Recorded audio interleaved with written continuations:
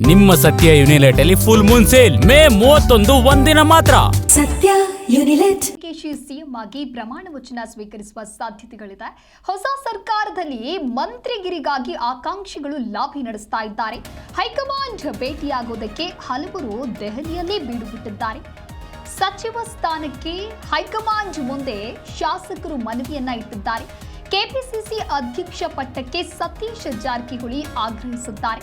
KPCC ಅಧ್ಯಕ್ಷ ಪಟ್ಟದ ಜೊತೆಗೆ ಮಂತ್ರಿಗಿರಿಯೂ ಕೂಡ ತನಗೆ ಬೇಕು ಅನ್ನುವಂತ ಒತ್ತಾಯವನ್ನ ಮಾಡಿದ್ದಾರೆ. ಇನ್ನೊಂದು ಕಡೆ ಕೆಪಿಸಿಸಿ ಅಧ್ಯಕ್ಷರ ರೇಸ್ಗೆ ಬಿಕೆ ಹರಿಪ್ರಸಾದ್ ಕೂಡ ಇದೀಗ ಸರ್ಪ್ರೈಸ್ ಆಗಿ ಎಂಟ್ರಿ ಕೊಟ್ಟಿದ್ದಾರೆ. ಒಬಿಸಿ ಕೋಟಾದಡಿ ಬಿಕೆ ಹರಿಪ್ರಸಾದ್ ಹೆಸರು ಹೈಕಮಾಂಡ್ ಮುಂದೆ ಪ್ರಸ್ತಾಪ ಆದಂತೆ ಕಾಣಿಸ್ತಾ ಇದೆ. ಒಟ್ಟಾರೆಯಾಗಿ ಹೈಕಮಾಂಡ್ ನಿರ್ಧಾರದಂತೆ ಶಾಸಕಾಂಗ ಪಕ್ಷದ ಸಭೆ ಇವತ್ತು ಸಂಜೆ ನಡೆಯಲಿದೆ. ಆ ಒಂದು ಸಭೆಯಲ್ಲಿ ಸಚಿವರ ಪಟ್ಟಿಯೂ ಕೂಡ ಏನಾದರೂ ಫೈನಲ್ ಆಗಲಿದೆಯಾ ಅನ್ನೋದನ್ನ ಕಾದು ನೋಡಬೇಕಾಗತ್ತೆ.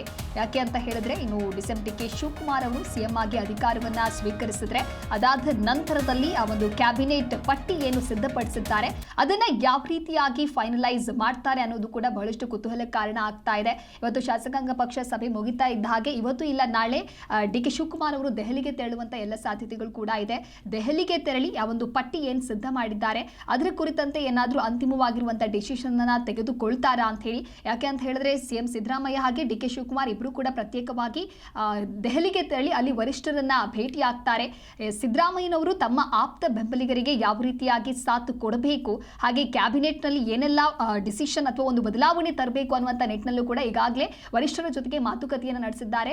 ಆದರೆ ಅದಕ್ಕೆ ರಣತಂತ್ರವನ್ನು ರೂಪಿಸುವಂತಹ ನಿಟ್ಟಿನಲ್ಲಿ ಡಿಕೆ ಶಿವಕುಮಾರ್ ತನ್ನ ಒಂದು ಬೆಂಬಲಿಗರಿಗೆ ಯಾವ ರೀತಿಯಾಗಿ ಆದ್ಯತೆಯನ್ನ ನೀಡಬೇಕು ಅನ್ನುವಂಥ ನಿಟ್ಟಿನಲ್ಲಿಯೂ ಕೂಡ ಈಗಾಗಲೇ ಸಭೆಯನ್ನ ಮಾಡಿ ವರಿಷ್ಠರ ಜೊತೆಗೆ ಮಾತುಕತೆಯನ್ನ ನಡೆಸಿದ್ದಾರೆ. ಆದರೆ ಆ ಎಲ್ಲ ಅಂತಿಮ ನಿರ್ಧಾರವೂ ಕೂಡ ಗೌಪ್ಯವಾಗಿಯೇ ಉಳಿದಿದ್ದು ಹೈಕಮಾಂಡ್ನ ಮತ್ತೆ ಮಾತುಕತೆ ಆದ ನಂತರದಲ್ಲಷ್ಟೇ ಏನು ಅನ್ನೋದು ತಿಳಿದು ಬರಲಿದೆ.